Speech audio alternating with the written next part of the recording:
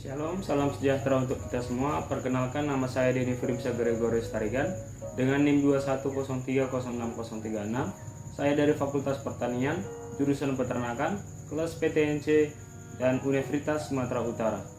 Di sini saya akan mengerjakan tugas praktikum dari mata kuliah Anatomi dan Fisiologi Ternak yang dibawakan oleh Ibu dosen Tati Vidiana Sari SPTMP. Sampel yang saya gunakan di sini yaitu ayam broiler dengan nama latin Gallus domesticus.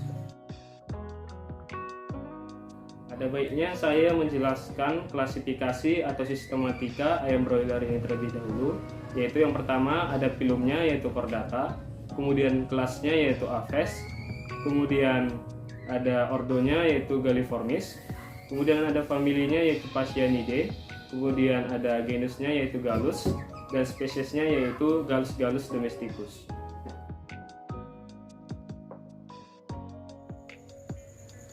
Nah, pada Gallus domesticus ini terdapat beberapa bagian tubuh.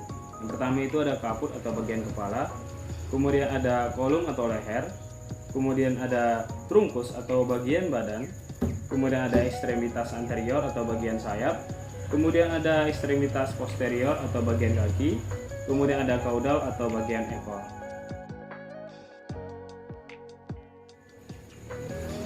Yang pertama kita masuk ke bagian kaput atau bagian kepala yang terdiri dari rostrum atau paruh yang terbagi menjadi dua bagian, yaitu maxilla atau rahang atas, kemudian mandibula atau rahang bawah, kemudian ada nares anteriores atau sebagai saluran pernapasan atau hidung, kemudian ada sera atau tunjukan kecil pada hidung, kemudian ada organovisus atau mata sebagai indera penglihat, kemudian ada porus acousticus externus yaitu sebagai telinga atau indera pendengar, kemudian ada pial atau jenggot.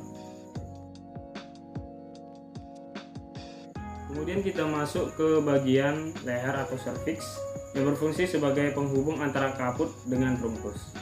Nah, di trunkus ditutupi oleh bulu yang berdasarkan letaknya terbagi menjadi 5. Yang pertama itu ada tetrikes atau bulu yang menutupi bagian seluruh badan, kemudian ada retrikes atau bulu yang menutupi pangkal ekor, kemudian ada remiges atau bulu yang menutupi bagian seluruh sayap, kemudian ada parapterum atau bulu yang menutupi bagian bahu dari ayam, kemudian ada alaspuria atau bulu yang menutupi bagian digiti dari ekstremitas anterior. Nah, dalam Gallus domesticus terdapat beberapa jenis bulu. Yang pertama yaitu pelume. Nah, pada pelume ini merupakan bulu yang menempel pada bagian ekor dan sayap dari unggas yang terbagi menjadi beberapa bagian pula. Yaitu pertama ada calamus, yaitu bagian yang menempel pada folikel kulit. Kemudian ada rachis, yaitu bagian yang menopang berdirinya vexillum. Kemudian ada vexillum, yaitu bendera bulu yang menempel pada kiri kanan dari rachis yang tersusun dari barbae yang mempunyai cabang yang bernama barbule. Kemudian kita masuk ke plumule, yaitu bulu yang lebih kecil daripada pelume.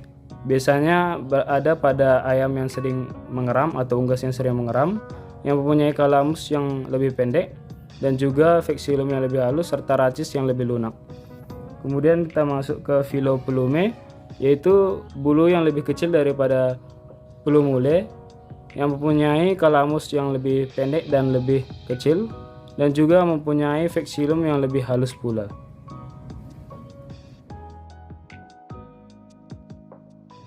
Kemudian kita masuk ke ekstremitas anterior atau bagian sayap.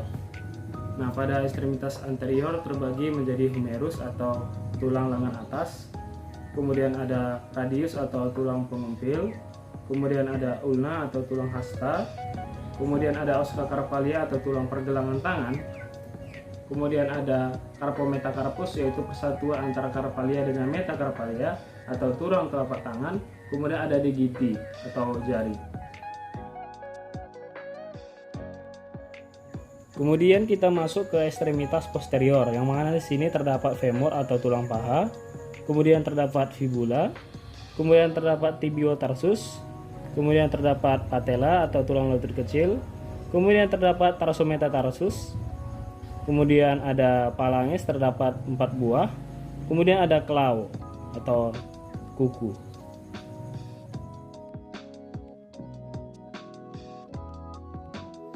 Nah, berikut merupakan gambaran dari susunan tubuh bagian dalam ataupun septio. Pada galus-galus domesticus ini terdapat kor atau jantung, kemudian hepar atau hati, kemudian ada kantong empedu atau vesica filea, yang mana di sini kor berfungsi untuk memompa darah ke seluruh bagian tubuh, kemudian hepar berfungsi dalam metabolisme karbohidrat, zat besi, lemak, dan juga protein, dan juga berperan dalam sekresi empedu, detoksifikasi, kemudian penyerapan vitamin. Kemudian di sini kantong empedu atau vesica filea berfungsi untuk mengabsorpsi lemak dan juga membantu pemecahan lemak pada usus atau instituenum. Kemudian kita masuk ke sistem pencernaan pada ayam broiler ini. Pertama, makanan masuk dari cavum oris, kemudian dari cavum oris masuk ke esophagus. Nah, di esophagus ini merupakan penghubung antara cavum oris dengan tembolak atau crop. Nah, crop merupakan tempat penyimpanan makanan pertama atau tempat proses terjadinya penyerapan karbohidrat. Kemudian masuk ke proventriculus, ataupun di sini terjadi pencernaan secara enzimatis, yang mana HCl berperan di dalamnya, dan juga enzim peptin yang mengubah molekul protein menjadi lebih sederhana atau dapat dikenal dengan pepton. Kemudian ada gijat atau ventriculus yang berfungsi sebagai penghalus makanan, yang merupakan tempat terjadinya proses pencernaan secara mekanik yang dibantu dengan adanya batuan atau kerikil kecil. Kemudian setelah dari gijat atau ventriculus ini masuk ke instituenum tenum ataupun usus halus yang terbagi menjadi 3, yaitu duodenum, jejunum, dan ileum, yang mana duodenum merupakan usus halus yang ada juga melekat padanya pankreas yang berfungsi untuk mensekresikan makanan atau zat sisa yang masih ada pada makanan. Kemudian masuk ke jejunum ataupun alat ataupun usus penghubung antara duodenum dengan ileum.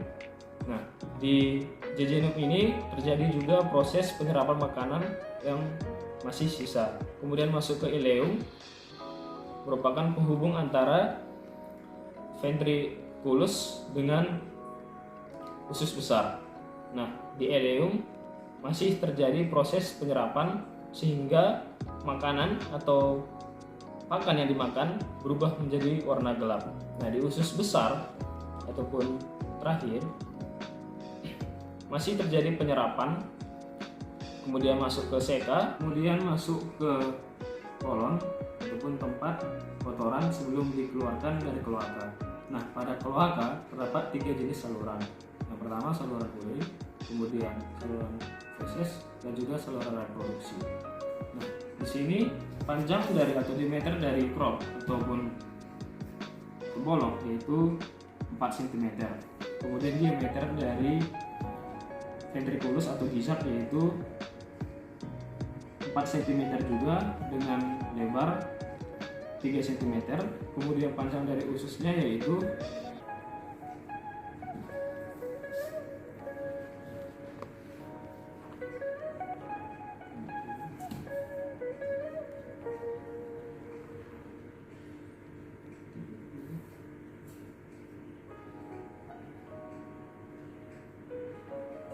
90.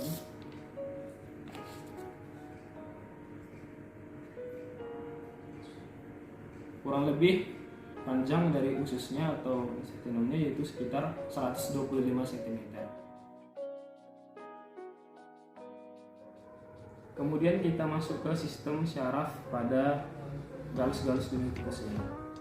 Yang pertama itu ada otak besar atau cerebrum, yang mana otak ini berfungsi untuk mengatur kepintaran, ingatan, atau gerakan secara refleks yang secara sadar dan sesuai dengan keinginan unggas ini.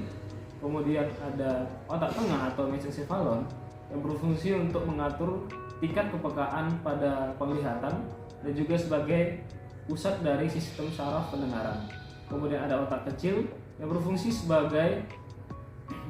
sebagai menjaga keseimbangan pada unggas. Kemudian ada medula oblongata, yaitu sebagai pengantar impuls dari medula spinalis ke otak. Kemudian ada medula spinalis, yaitu kumpulan dari beberapa syaraf-syaraf tulang belakang.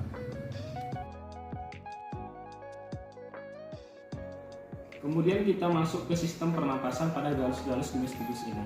Yang pertama itu O2 masuk dari nares anteriores atau lubang hidung, kemudian masuk ke laring, kemudian dari laring masuk ke trakea, kemudian masuk ke pencabangan paru-paru atau bronkus, kemudian masuk ke paru-paru, yaitu tempat pertukaran antara O2 menjadi CO2, kemudian dikeluarkan kembali melalui nares anteriores.